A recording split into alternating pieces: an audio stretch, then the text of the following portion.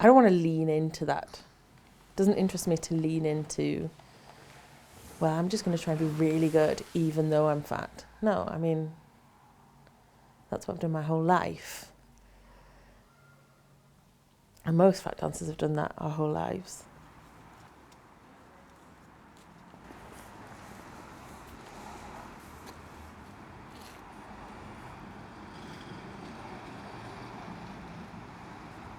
I'm really interested in fat virtuosity, I guess, something like that.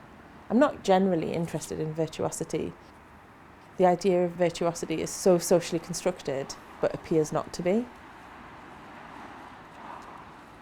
I want to be able to interrogate what we think is good or interesting or beautiful or valuable or meaningful.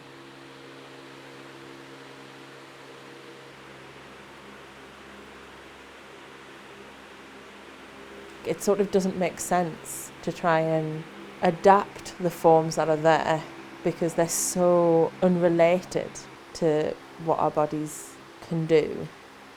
So it always will end up being kind of parody or in a kind of English slapstick tradition of like failing at something, clowning, rather than like really seeing what we can do.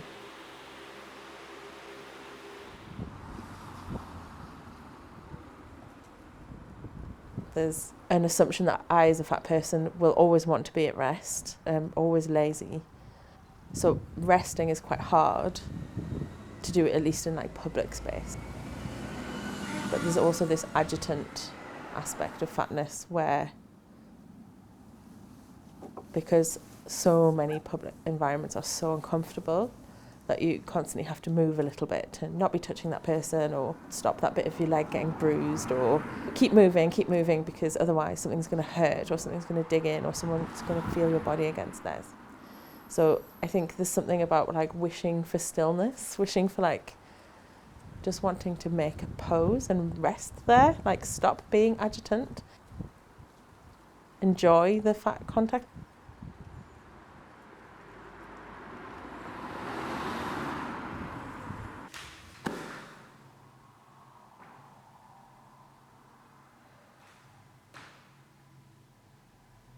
And I'm not really like a sort of edge person, but there is something I do like about experiencing strongly the edges of bodies. Maybe it also has something to do with this thing of like how the dog wants pressure to relieve pain, or like how we, buy weighted blankets to experience this pressure.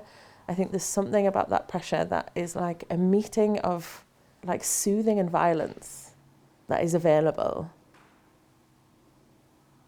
I'm not interested necessarily in the impact moment, but I'm interested in the pressure and the kind of kinesthetic empathy of seeing someone else come into contact with another body and how my body then understands that.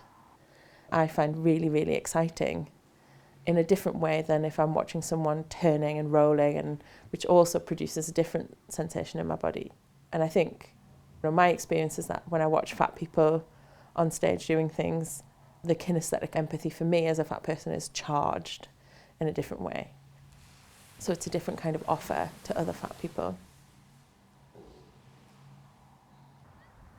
But it's tricky, isn't it? Because the non-fat gaze, or the fat-phobic gaze, to be more accurate, is so dominant that I also read things with a fat-phobic gaze, of course. So I'm also watching fat dance with all the glee and delight and hope that gives me. But I also know that I'm making judgments based on someone's body size, of course, because I have a lot of internalized fat phobia. It's not yet dismantled. I'm working with it all the time.